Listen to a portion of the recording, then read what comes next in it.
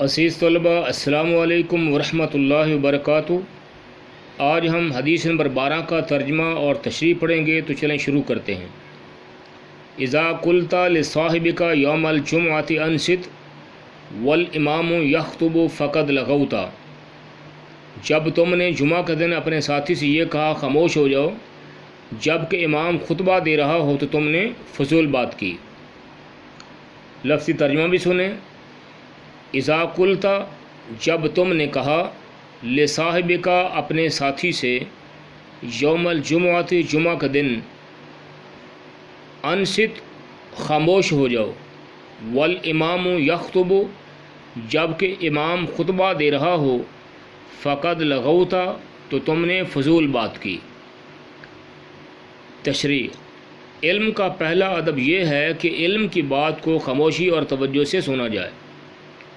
وعظ و نصیحت سے فائدہ اٹھانے کے لیے بھی ضروری ہے کہ سب سے پہلے اسے توجہ سے سنا جائے، کیونکہ اگر کوئی بات دھیان سے سنی ہی نہ جائے تو اسے سمجھنا بھی ناممکن ہوگا اور پھر اس پر عمل کرنا بھی مشکل ہوگا۔ اس پر عمل کیوں کر ہو سکے گا؟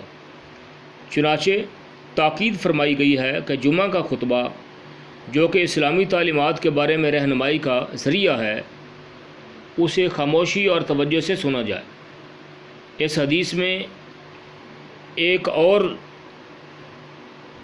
بات کی طرف بھی اشارہ ہے کہ جمعہ کے خطبہ کے دوران یہ بھی روا نہیں ہے، یہ بھی جائز نہیں ہے کہ اس دوران اگر کوئی شخص بول رہا ہو تو اسے منع کیا جائے، کیونکہ اس سے بھی لوگوں کی توجہ دوسری طرف منتقل ہو سکتی ہے اور ان کے سننے کا عمل بھی متاثر ہو سکتا ہے۔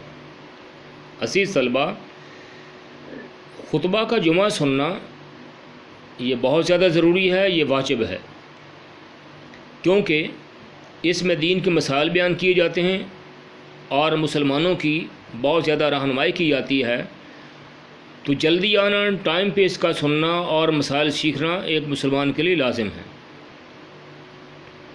اور اس کا سننا اتنا زیادہ ضروری ہے کہ اگر کوئی شخص اپنی طرف سے کوئی بات کرنا شروع ہو جائے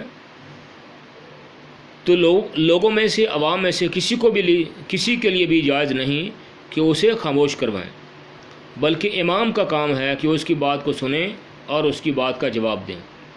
عوام میں سے کسی کو بھی یہ جائز نہیں ہے کسی کے لیے بھی اس کو خاموش کروائیں، کیونکہ اگر کوئی شخص اس کو خاموش کروانے کے لیے بول پڑے گا تو یقیناً اور زیادہ آواز پیدا ہو جائے گی، شور پیدا ہو جائے گا، اور اس طریقے سے باقی لوگوں کا جو سننے کا عمل ہے وہ بھی متاثر ہوگا، اور ہو سکتا ہے کہ اس دوران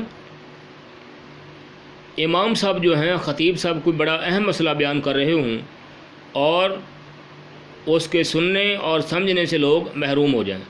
لہذا عوام میں سے کسی کو بھی اس کو خاموش کروانے کی اجازت نہیں ہے۔ یہ امام کا کام ہے کہ اس کی بات کو سنیں اور اس کی بات کا جواب دے۔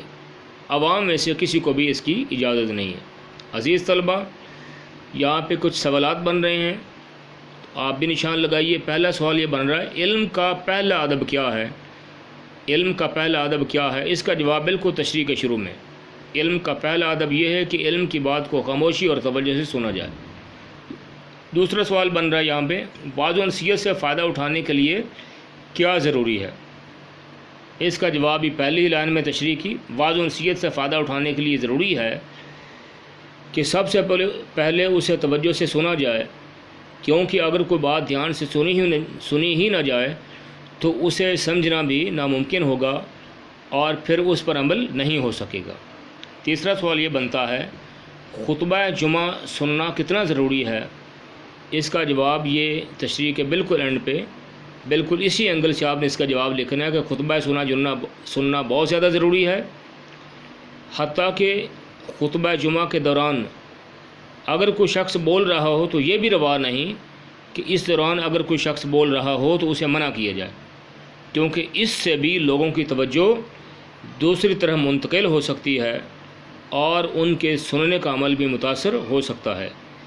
لہذا کسی بھی شخص کو الاؤ نہیں ہے کہ پبلک میں سے بولنے والے شخص کو کوئی خاموش کروانے کی کوشش کرے۔